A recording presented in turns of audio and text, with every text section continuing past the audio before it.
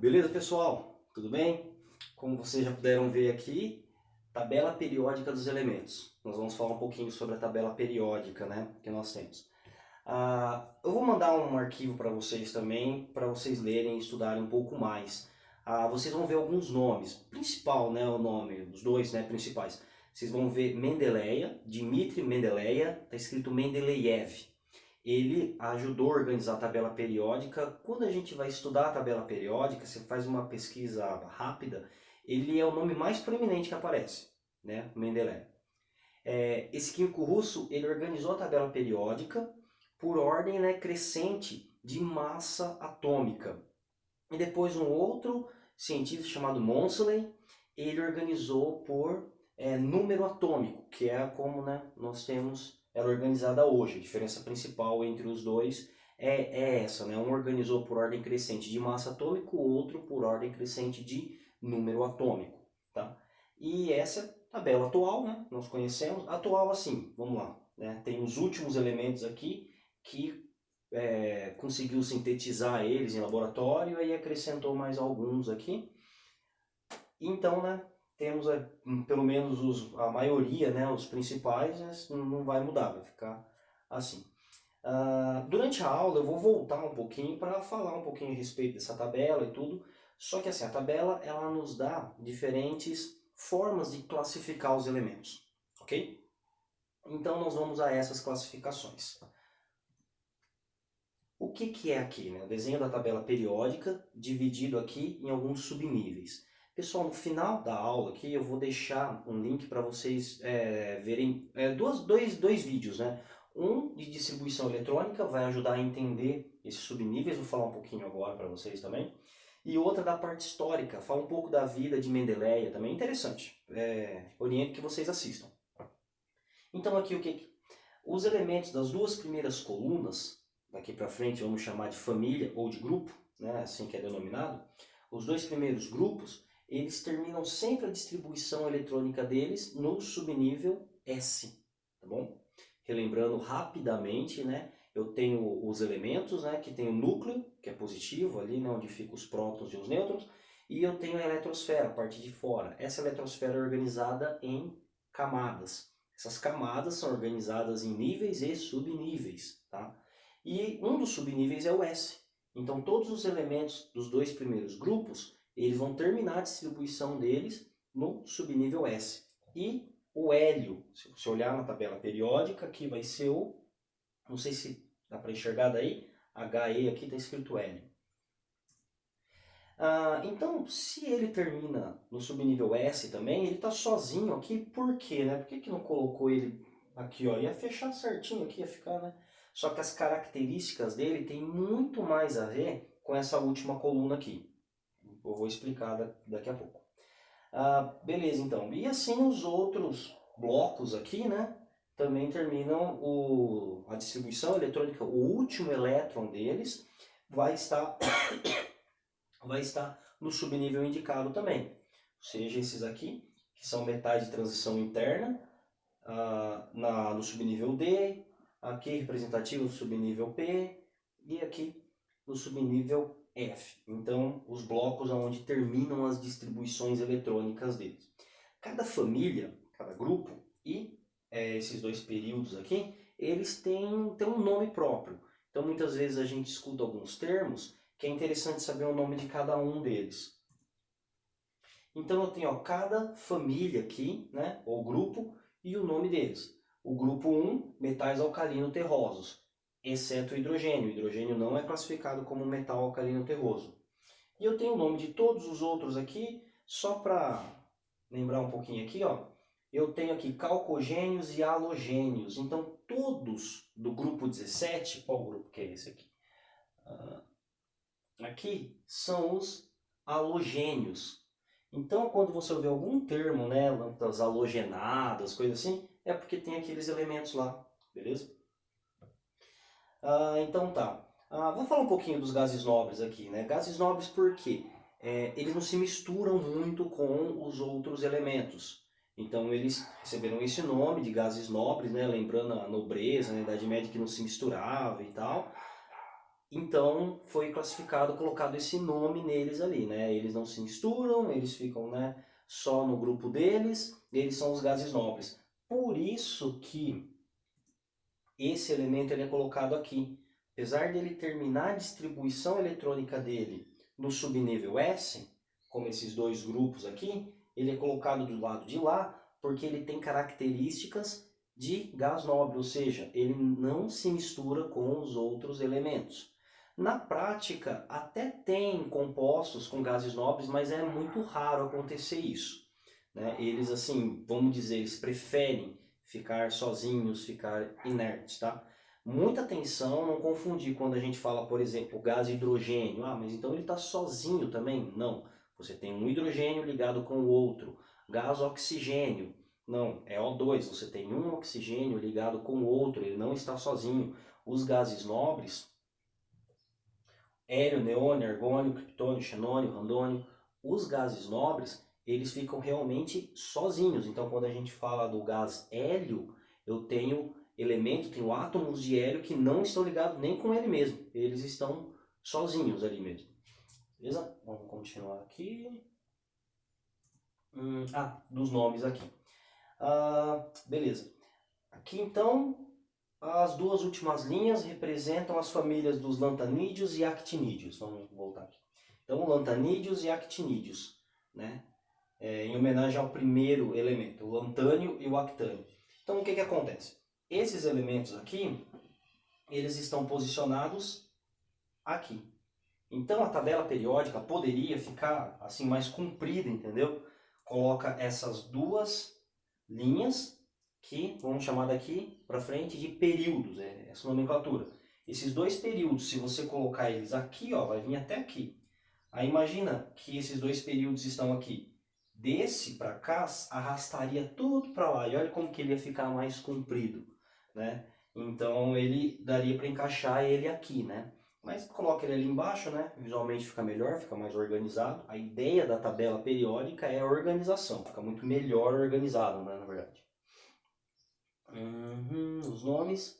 Agora vamos. Nós temos classificações na tabela periódica, classificações, as duas principais, metais e não metais. Metais e não metais é o que compõe a maior parte da tabela periódica. Olha em amarelo quantos metais eu tenho na tabela periódica. Muitos, muitos metais. A metais são poucos. Aqui eu tenho essa classificação de semimetais. Então vamos lá. A IUPAC, International Union Pure and Applied Chemistry. Se alguém entende, se alguém sabe falar inglês, vai querer me matar por causa dessa pronúncia, tenho certeza. Mas a IUPAC, que rege as nomenclaturas de química, né? Ela não usa essa classificação de semimetal, mas muitas tabelas periódicas colocam. Então, os semimetais, vamos colocar ali uma classificação informal, mas como na maioria das tabelas periódicas tem, é importante falar, né, para se deparar com ele. Obviamente, né, semimetais, ora eles se comportam como metais, ora eles se comportam como ametais. Ametais é a mesma coisa que falar não metais, ok? E aqui, além de metais e ametais, não metais, eu tenho aqui também os gases nobres, colocado aqui. E olha que interessante, eu tenho o hidrogênio, não entra em nenhuma classificação. O hidrogênio não é certo falar que ele é metal, nem que ele é metal, ele não é um gás nobre, porque ele se liga demais com os elementos, com outros elementos, se liga muito mesmo. Então ele tem uma classificação própria, ele tem a família dele. Qual que é a família do hidrogênio? Hidrogênio. Qual a classificação do hidrogênio? É hidrogênio. Acabou. Tem essa classificação. Beleza? Vamos continuar aqui. Beleza. Aqui eu acho que vocês não estão conseguindo ler, né? Porque tá meio zoado aqui. Mas o material tem essas imagens aqui, vocês vão ver. Eu vou falar para vocês essas imagens aqui. Então aqui eu tenho os elementos representativos. Então desse lado estão os representativos. Todos os representativos, eles terminam no subnível S. Lembra um dos primeiros desenhos, aonde termina a distribuição, aonde está o último elétron, né, no subnível S? Os do subnível S, eles são representativos. Os do subnível P também são representativos. Então eu tenho as duas primeiras colunas, os dois primeiros grupos ou famílias, os últimos grupos todos aqui como representativos. Lembrando a classificação, gás nobre e hidrogênio ali colocados à parte. E os metais que eu tenho aqui, tenho metais de transição, aqui não está escrito, né? Mas são metais de transição externa, também é usado esse nome. Pouco usado, né? Quando fala metais de transição externa, é a mesma coisa que metais de transição. E os dois períodos aqui, os dois últimos aqui, é colocado como metais de transição interna. Deixa eu voltar aqui para explicar uma coisa para vocês. Aqui. Lembra que eu falei para vocês, colocando esses dois períodos aqui, e eu esticando a tabela periódica, repare que eles vão ficar no meio. Por isso que é chamado metais de transição interna, que está na parte interna, está na parte do meio.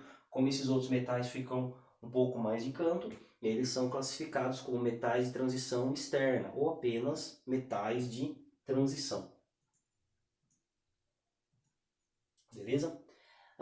Os elementos também, eles são classificados de forma periódica. Agora, vamos refletir um pouco a respeito disso, né? Vamos conversar o que é periódico. Periódico é o que se repete de tempos em tempos, né? Em determinada quantidade de tempo, ele vai se repetir. Como nos dias da semana. Por exemplo, o domingo, ele tem sempre a mesma característica, né?